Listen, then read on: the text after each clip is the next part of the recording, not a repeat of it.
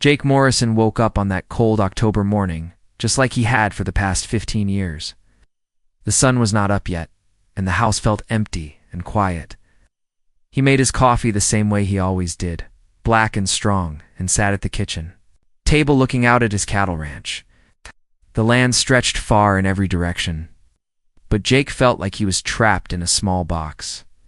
His wife Mary had died in a car crash 15 years ago.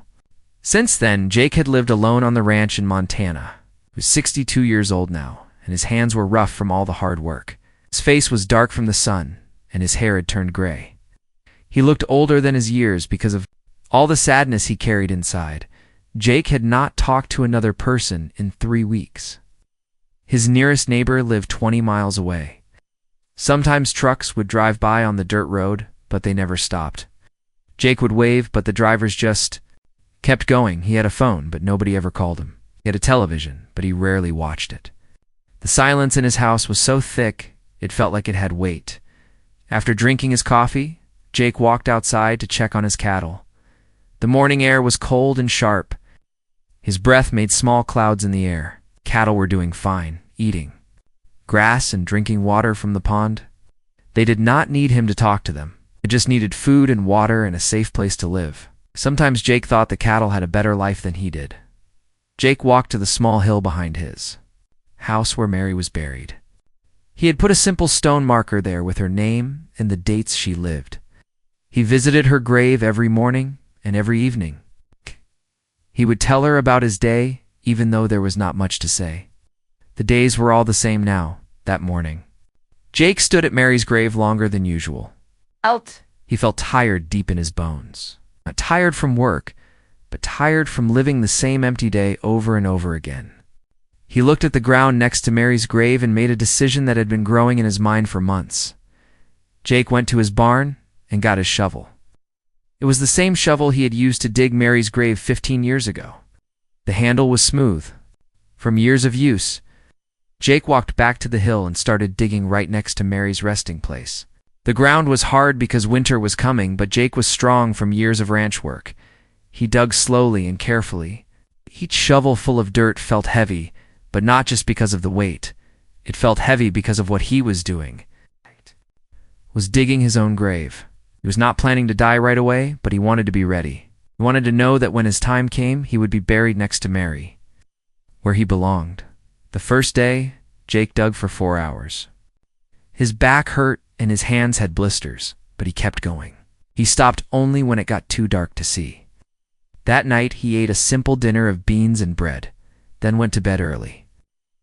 He did not watch television or read a book. He just lay in bed thinking about Mary and how different his life would be if she was still alive. The second day, Jake started digging again as soon as the sun came up. The hole was getting deeper. Some of his cattle came close to watch him work, but they did not understand what he was doing. Jake talked to them while he dug. He told them about Mary and how much he missed her. He told them about how quiet the house was and how long the nights felt. The cattle just looked at him with their big brown eyes and went back to eating grass. By the end of the second day, the hole was deep enough for Jake to stand in it up to his chest.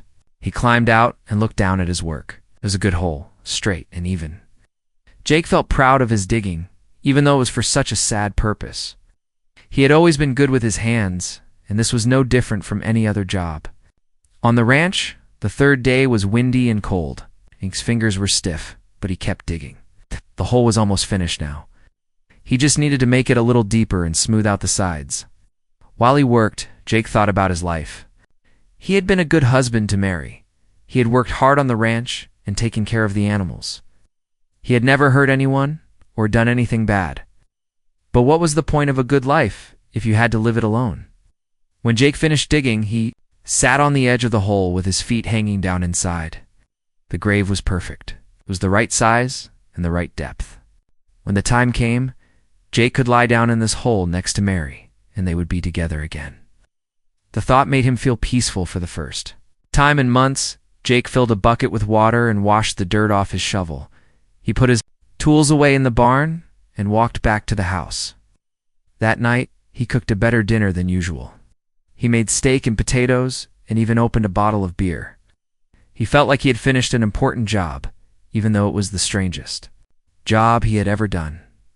After dinner, Jake sat on his front porch and looked out at his land. The stars were bright in the clear sky. The air was cold, but Jake did not mind.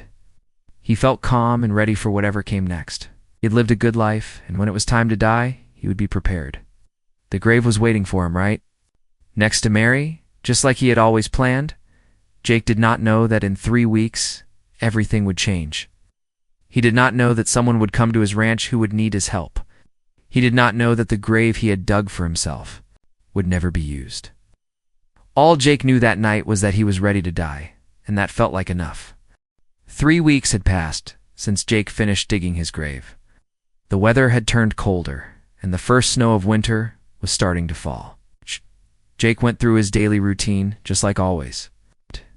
He fed the cattle, fixed broken fence posts, and ate his simple meals alone.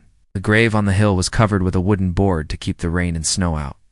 Sometimes Jake would walk up there and look at it, feeling the same peaceful feeling he had when he first finished digging. On a Tuesday evening in November, the wind was howling around the ranch house. Jake could hear it whistling through the cracks in the old wooden walls. The storm had been building all day, and now it was getting worse. Rain was falling hard, mixed with sleet that made sharp tapping sounds on his roof. Jake had brought his cattle into the barn earlier so they would stay warm and dry. Jake was sitting in his kitchen, eating a bowl of soup when he heard something strange. At first, he thought it was just the wind making noise, but then he heard it again. It sounded like someone was hitting something metal. Jake put down his spoon and listened carefully. The sound came again, louder this time. Someone was banging. On his front gate, Jake could not believe it. Nobody ever came to his ranch, especially not during a storm like this. He thought maybe it was a tree branch blown by the wind, but the sound was too regular, too much like someone knocking. Jake got up from his chair and walked to the window. He could not see anything through the rain and darkness. The banging continued, getting weaker now, like whoever was making the noise was getting tired. Jake grabbed his heavy coat and his flashlight. He put on his boots and opened the front door. The wind and rain hit him in the face, and he had to squint to see anything. He walked down the path from his house to the front gate, his flashlight beam dancing in the storm. When Jake got close to the gate, he saw something that made his heart jump. There was a person lying on the ground next to the metal bars. It was a young woman, and she was not moving. Jake quickly unlocked the gate and knelt down beside her. She was soaking wet and shivering. Her clothes were torn and dirty. Jake could see right away that she was pregnant, very pregnant. The girl looked like she was about 19 years old.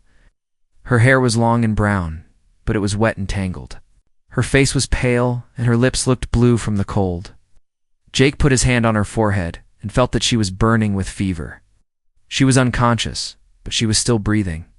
Jake knew he had to get her inside right away, or she might die from the cold and sickness. Jake was a big man, but the girl was so light that he could pick her up easily. He carried her in his arms like she was a child, running as fast as he could, back to the house. Her head rolled against his shoulder, and he could feel how hot her fever was, even through his coat. Jake kicked open his front door and carried her inside, out of the storm. Jake laid the girl on his couch and ran to get blankets and towels. He wrapped her in the blankets and used the towels to dry her wet hair. Her clothes were soaked through. So Jake found some of Mary's old clothes that he had kept in a box. He turned away while he helped her change into dry clothes, trying to give her privacy, even though she was unconscious. The girl's fever was very high, and Jake was worried she might die. He had taken care of sick cattle many times, and he knew that high fever could be dangerous. Jake got a bowl of cool water and a cloth. He put the wet cloth on her forehead and kept changing it when it got warm. He did this for hours, checking her temperature and trying to bring the fever down.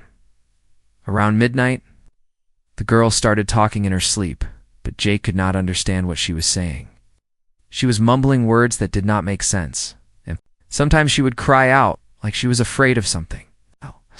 Jake stayed beside her all night, changing the cool cloth on her head and making sure she was breathing okay. When the sun came up, the storm was finally over.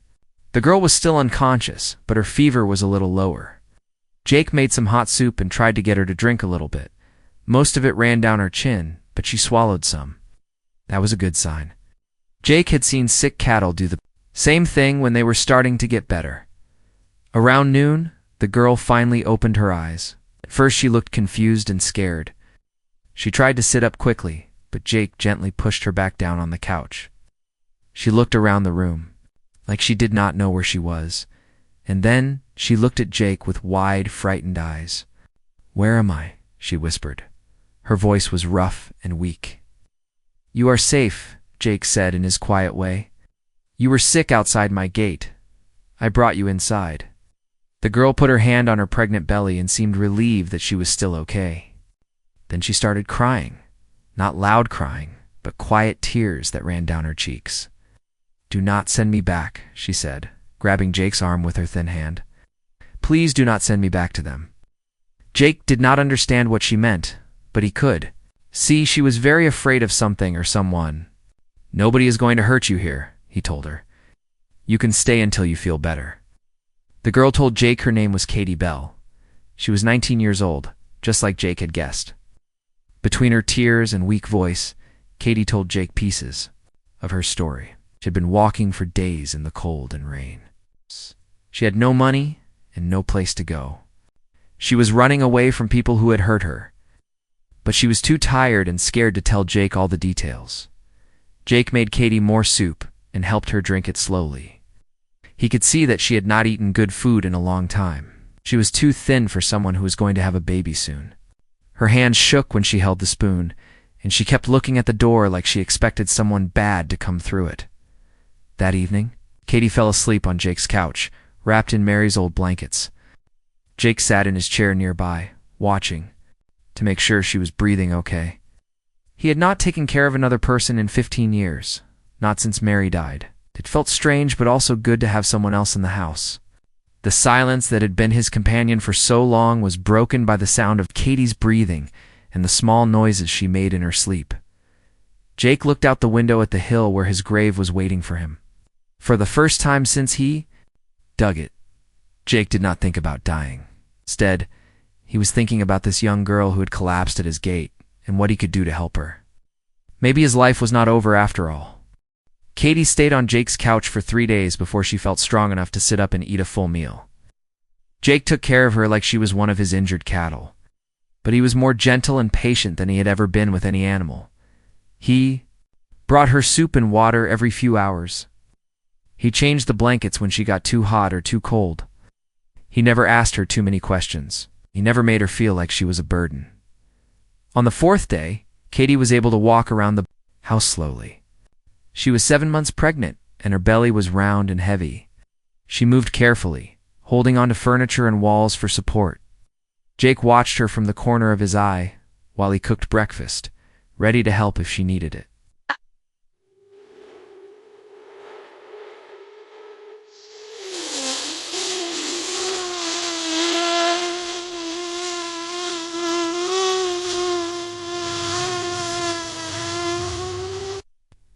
"You do? Not have to take care of me," Katie said, sitting down at the kitchen table. "I can help with things around here." Jake put a plate of eggs and toast in front of her. "You need to rest and eat good food. The baby needs you to be healthy." Katie looked down at her hands. "I do not have any money to pay you back for the food and everything." "I did not ask for money," Jake said simply. He sat down across from her with his own plate. "When did you last see a doctor about the baby?" Katie was quiet for a long time. Then she said, "I never saw a doctor. I could not afford it." Jake nodded. He had helped many cattle give birth over the years, but he knew that people needed doctors for babies. "There is a doctor in town. When you feel stronger, we can go see him." Over the next week, Katie slowly told Jake her story. She had grown up in foster care, moving from one family to another. She never had a real home or parents who loved her.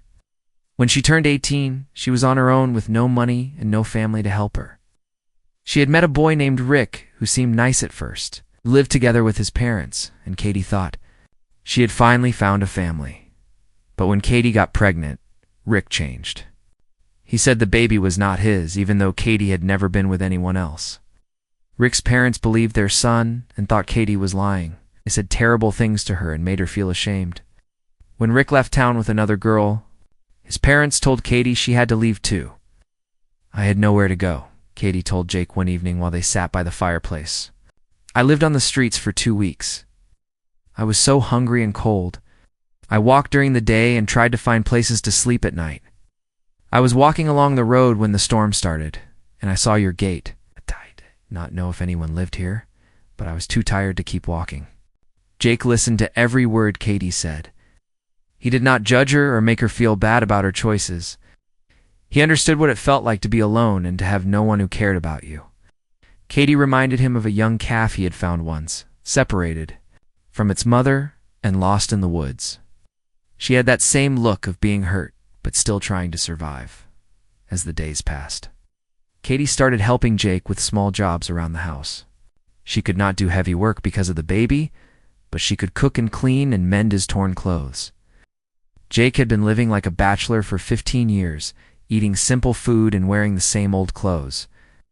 Katie made better meals and organized his messy house. She even found Mary's old sewing kit and fixed holes in Jake's work shirts. Jake found himself talking more than he had in years. Katie was a good listener, and she seemed interested in hearing about the ranch and the cattle. Jake told her about Mary and how much he missed her.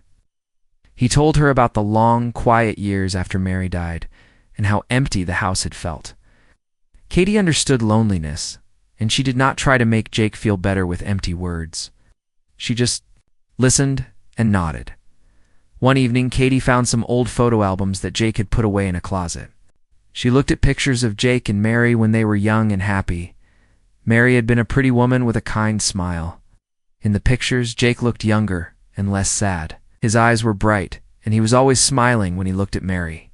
"It was beautiful," Katie said, looking at a wedding picture. "Both look so happy," you were, Jake said, sitting down beside Katie on the couch.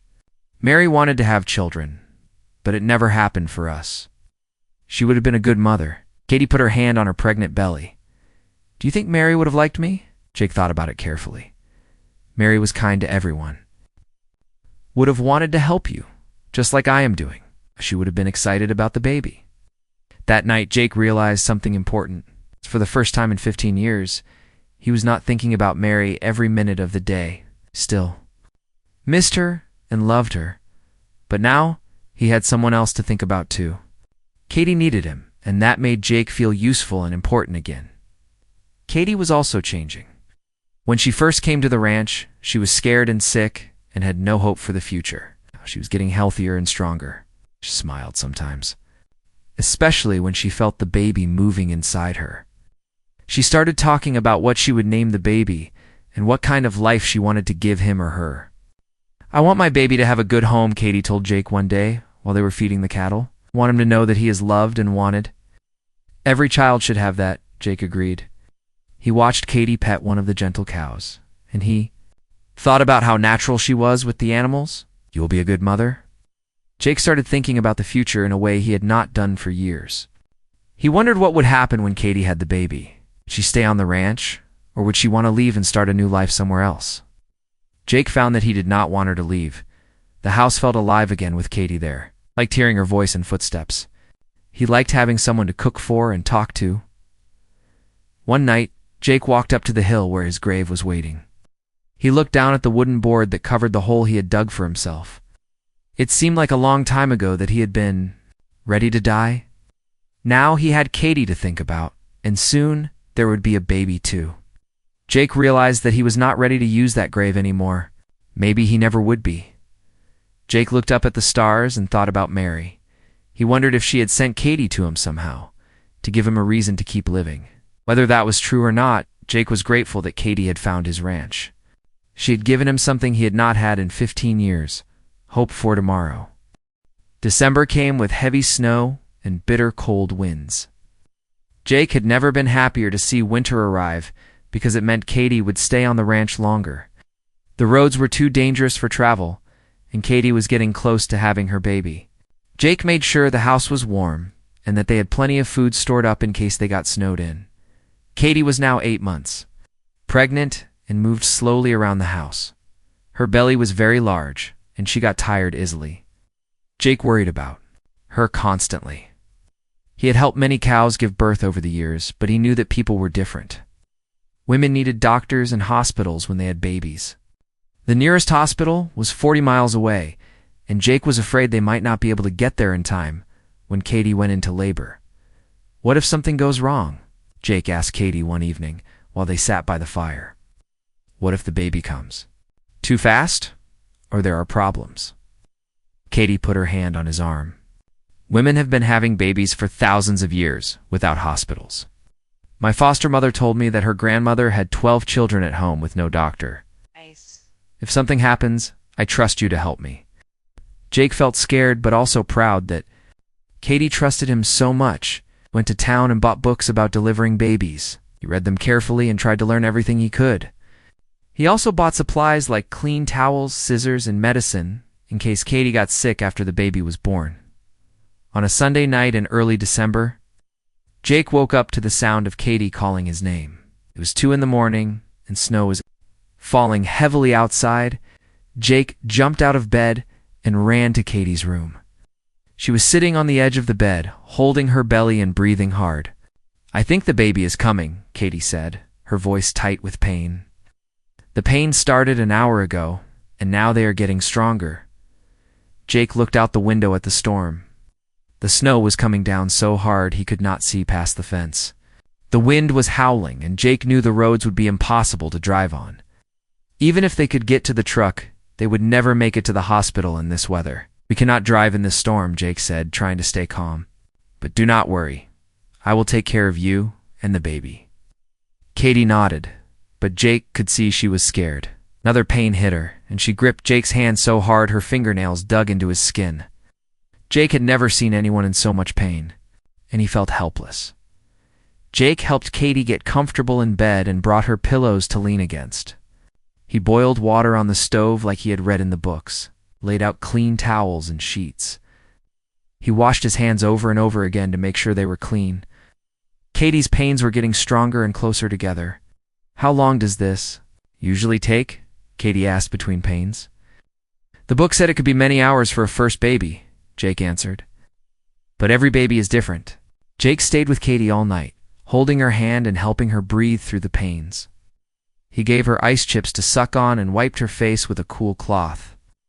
Katie was brave and did not complain, even when the pains got very bad. Had never admired anyone more than he admired Katie that night. As the sun came up, Katie's pains were very close together. Jake could see that the baby was ready to be born. He was more scared than he had ever been in his life, but he knew he had to be strong for Katie. He had delivered hundreds of calves, and he tried to remember everything he had learned from those experiences. "I can see the baby's head, Jake," said his voice shaking with excitement and fear. "You are doing great, Katie. Just keep pushing when the pain comes." Katie pushed with all her strength, and slowly the baby's head came out. Jake supported the tiny head with his rough, weathered hands, and the shoulders came, and suddenly the whole baby slipped out into Jake's hands. It was a boy, small and covered with blood, but he was breathing. The baby did not cry at first, and Jake was worried something was wrong. He gently cleaned the baby's mouth and nose with a soft cloth, just like he did with newborn calves. Then the baby took a big breath and let out a loud, strong cry that filled the room. Jake felt tears running down his face as he heard that beautiful sound. "Is he okay?" Katie asked weakly. She had worked so hard to bring her son into the world, and now she was exhausted. "He is perfect," Jake said, wrapping the baby in a clean towel. "He is small but strong, and he has good lungs." Jake carefully placed the baby on Katie's chest. Katie started crying with joy as she looked at her son for the first time. The baby had dark hair like his mother and tiny fingers that gripped onto Katie's finger. Jake had never seen anything more beautiful than the sight of Katie holding her. "Newborn son, what will you name him?" Jake asked softly. Katie looked up at Jake with tears in her eyes. "I want to name him Danny, after my grandfather. He was the only person who was ever kind to me when I was little." Jake helped Katie and baby Danny get cleaned up and comfortable. He made Katie some hot soup and tea to help her get her strength back. Danny was a good baby who slept peacefully in his mother's arms. Jake could not stop looking at the tiny boy and marveling at the miracle of his birth. Over the next few days, Jake took care of both Katie and Danny. He changed diapers, helped Katie feed the baby, and made sure they were both warm and safe. Jake had never taken care of a newborn baby before, but he found that it came naturally to him. Danny seemed to know that Jake would protect him. He slept peacefully when Jake held him. Holding that tiny baby in his big, rough hands changed something deep inside Jake. For 15 years, he had felt like his life was over and that he had nothing left to live for. But now, looking down at Danny's perfect little face, Jake felt a purpose he had not felt since Mary died. This baby needed him, and Katie needed him too. Jake thought about the grave he had dug for himself on the hill behind the house. It seemed like something from another lifetime, when he was a different man who had given up on everything. Now Jake could not imagine wanting to die when there was so much life and hope in his house. He had helped bring Danny into the world. He wanted to be there to watch him grow up. One evening, while Katie slept and Jake held Danny by the fireplace, the baby opened his eyes and looked right at Jake. It was like Danny was saying, "Thank you for helping him be born safely." Jake felt his heart fill up with a love he had thought he would never feel again. He was no longer just a lonely old rancher waiting to die. He was part of a family again. Spring came early that year, bringing warm sunshine and green grass back to the ranch. Danny was now 4 months old and growing bigger every day. He had bright blue eyes and a smile that could light up the whole house. Katie had recovered well from giving birth and was stronger than Jake had ever seen her. The three of them had settled into a routine that felt as natural as breathing. Every morning, Jake would wake up to the sound of Danny babbling in his crib. Katie would be in the kitchen making coffee and breakfast, humming soft songs that made the house feel warm and alive. Jake would hold Danny while Katie cooked, and the baby would grab onto Jake's rough fingers with his tiny hands. These moments felt like pure happiness to Jake. One morning in March, Jake made a decision that had been growing in his heart for weeks. He drove into town with Katie and Danny to see a lawyer. Jake had been thinking about what would happen to Katie and Danny if something ever happened to him. They had no other family, and Jake wanted to make sure they would always be safe and cared for. "I want to adopt Katie and Danny legally," Jake told the lawyer, a kind older man named Mr. Peterson. "I want them to be my family officially, and I want them to inherit the ranch when I die." Mr. Peterson explained that Jake could adopt Katie as his daughter since she was over 18 and could agree to it. This would make her his legal heir. Danny would become Jake's grandson through the adoption. It would give Katie and Danny security and make them a real family in the eyes of the law. Katie started crying happy tears when Jake explained what he wanted to do. "You do not have to do this for us," she said, holding Danny close to her chest. "You have already done so much." "I want to do this," Jake said firmly. "You and Danny are my family now. I want everyone to know that. I want you to have the ranch and everything I own when I am gone. This is your home now, and it always will be." The legal papers took a few weeks to complete, but by April, it was official. Katie Bell became Katie Morrison, and Danny became Danny Morrison. Jake felt proud to give them his name, and to know that they belonged to him just as much as he belonged to them. With spring came new life on the ranch. Several of Jake's cows had calves, and Katie loved watching the baby cows play in the fields. She would carry Danny outside every day to see the animals. Danny would laugh and point at the cows with his chubby little hands. Jake taught Katie how to take care of the cattle, and she turned out to be a natural rancher. Katie also took over keeping the books for the ranch business. She was good with numbers and organized all of Jake's messy paperwork. She set up a system for tracking which cattle were sold and how much money the ranch made. Jake had never been good at the business side of ranching, but Katie made it simple and clear. "You are making more money than you thought," Katie told Jake one evening as they went over the books together. "If we buy a few more cows and fix up the south pasture, we could do even better next year." Jake was amazed by how smart Katie was about business. She had ideas for improving the ranch that Jake had never thought of. Together, they made plans for the future. They would buy more cattle, fix the old barn, maybe even build a bigger house someday when Danny got older. As summer arrived, Jake decided to make some changes to the house. He converted the small spare room into a proper nursery for Danny. He painted the walls light blue and built a new crib with his own hands. Katie sewed curtains with farm animals on them and hung pictures of cows and horses on the walls. Danny loved his new room and would giggle when Jake showed him the pictures of animals. Jake also renovated the kitchen, putting in new counters and a bigger refrigerator. Katie had been cooking bigger meals for their family, and she needed more space. Jake enjoyed doing the work because he was building something for people he loved, not just maintaining an empty house like he had done for so many years. One evening in July, exactly 1 year after Katie had collapsed at Jake's gate, the three of them walked up to the hill behind the house. Jake wanted to show Katie and Danny something important. They walked past Mary's grave, which Jake still visited regularly to tell her about his new family. "This is where I buried your grandmother Mary," Jake told Danny, even though the baby was too young to understand. "She would have loved you very much." Then Jake led them to the spot where his own grave had been. Over the winter, Jake had filled in the hole and planted a vegetable garden in its place. Tomatoes, carrots, and beans were growing where Jake had once planned to be buried. The garden was thriving in the rich soil. "I dug a grave for myself here," Jake told Katie, pointing to the rows of vegetables. "I was ready to die when you found me. I thought my life was over." Katie looked shocked. She had never known about Jake's grave. "You wanted to die?" "I was so lonely and sad that I did not want to live anymore," Jake explained. "But then you came, and everything changed. Instead of a place for death, this became a place for life." Katie hugged Jake tightly while Danny played with Jake's shirt buttons. "I am so glad you did not give up," she whispered. "You saved my life, but I think maybe I saved yours too." Jake nodded, feeling tears in his eyes. "You gave me a reason to live. Again, you and Danny are the best things that ever happened to me." As the sun set over the ranch, Jake looked at his new family and felt complete happiness. The lonely old man who had dug his own grave was gone forever.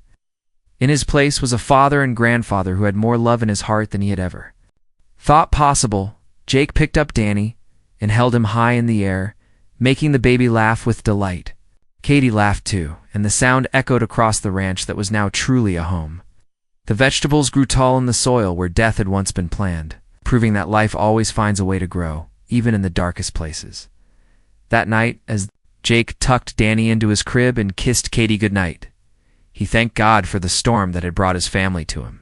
Sometimes the worst storms bring the greatest blessings, and Jake knew he would spend the rest of his life being grateful for the night Katie collapsed at his gate.